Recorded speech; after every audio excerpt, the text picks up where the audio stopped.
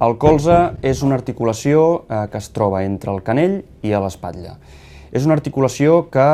quan hi ha un traumatisme, pot ser o banal, que no tingui cap tipus de problema per tornar a jugar a futbol i per la vida normal, o pot ser una lesió molt greu. Quan són lesions banals, en principi s'immobilitza durant uns dies, això és amb luxacions simples o amb petites fissuretes, i al cap d'unes màxim 2 o 3 setmanes ja comença a moure i queden poques seqüeles. Quan és una lesió greu,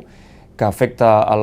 la part de l'articulació perquè hi ha una fractura o hi ha una fractura amb luxació, que és que els ossos se separen, són lesions que requereixen cirurgia i en aquests casos la rehabilitació dependrà molt del tipus de lesió que és i s'ha de tenir molt present, i aquest és el motiu pel qual s'han de seguir molt bé els consells mèdics, és que poden quedar seqüeles com ara rigidesa articular o que no consolida la fractura o que quedi una seqüela d'inestabilitat.